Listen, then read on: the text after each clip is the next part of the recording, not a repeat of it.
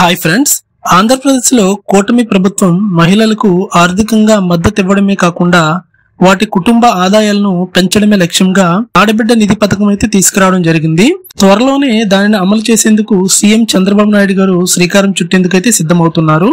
ఈ పథకం ద్వారా 18 ఏళ్ల నిండిన బీపీఎల్ కుటుంబాలకు చెందిన మహిళలకు ఈ పథకం అయితే అర్హతని సాధిస్తారు. ఈ పథకం ద్వారా ఎంపికైన లబ్ధిదారులకు నెలకు 1500 చొప్పున ఏడాదికి 18,000 రూపాయల ఆర్థిక సాయం అయితే అందనివ్వనున్నారు. ఈ పథకం ద్వారా ఆర్థిక సాయం పొందాలనుకునే లబ్ధిదారులకు కావాల్సిన అర్హతలేంటి, ఈ పథకాన్ని అప్లై చేయడానికి కావాల్సిన డాక్యుమెంట్స్ ఏంటి, ఈ రోజు ఈ వీడియోలో తెలుసుకుందాం. ఫ్రెండ్స్, అప్పుడప్పుడు అమెజాన్, ఫ్లిప్కార్ట్స్ ఇలాంటి వాటిలో సగం ధరకే తక్కువ ప్రైస్ లో ఎలక్ట్రానిక్ గ్యాడ్జెట్స్ గానీ, గ్రాసరీస్ గానీ ఇలాంటివి బెస్ట్ ఆఫర్ లో వస్తూ ఉంటాయి. ఇలాంటి బెస్ట్ ఆఫర్స్ కలిగిన ప్రొడక్ట్స్ ను మీ మొబైల్ లో కూడా పొందాలి అనుకుంటే నా టెలిగ్రామ్ ఛానల్లో జాయిన్ అవ్వండి. నా ఛానల్ యొక్క లింక్ ను వీడియో డిస్క్రిప్షన్ లో ఇచ్చాను, ఒకసారి చెక్ చేయండి. ఇక విషయానికి వస్తే, ఆడబిడ్డ నిధి పథకం మహిళలకు, ఆర్థికంగా వెనుకబడిన మహిళలకు ఆర్థిక సాయం అందించడం కోసం ఈ పథకాన్ని అయితే ప్రారంభించడం జరిగింది.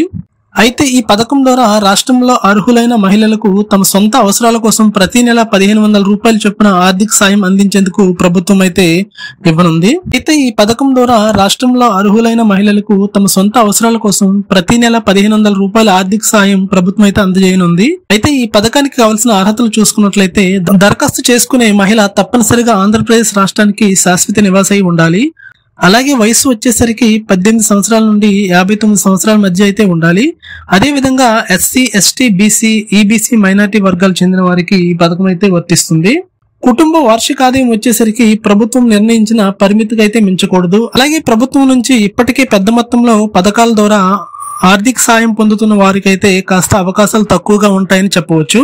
అయితే ఈ పథకం వచ్చేసరికి రాష్ట్ర ప్రభుత్వం నిబంధనల ప్రకారం వేరే ఇతర అర్హతలు కూడా వర్తిస్తాయి. ఈ పథకానికి కావాల్సిన డాక్యుమెంట్స్ పరంగా చూసుకున్నట్లయితే, దరఖాస్తు చేసుకునే వారు ఆధార్ కార్డ్, ఇన్కమ్ సర్టిఫికేట్, అలాగే caste certificate, ration card, pan card, passport size photos తో పాటు దరఖాస్తుదారుని బ్యాంక్ పాస్బుక్ కూడా ఉండాలి. అలాగే ఓటీపీ కోసం మొబైల్ నంబర్ అయితే తప్పనిసరిగా ఉండాలి. ఈ పథకానికి అర్హత పొందిన లబ్ధిదారులు ప్రతి నెల 1500 రూపాయల చొప్పున సంవత్సరానికి 18,000 రూపాయలు అయితే నేరుగా దరఖాస్తుదారుని ఖాతాలోకి జమ చేయబడతాయి. ఈ పథకానికి అప్లై చేయాలనుకుంటే ఎవరైనా పైన చెప్పిన డాక్యుమెంట్స్ అన్ని తీసుకుని మీ దగ్గర ఉన్న సచివాలయంలోకి వెళ్లి అప్లై చేయవచ్చు.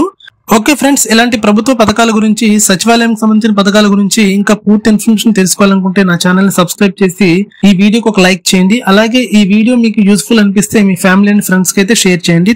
Thanks for watching.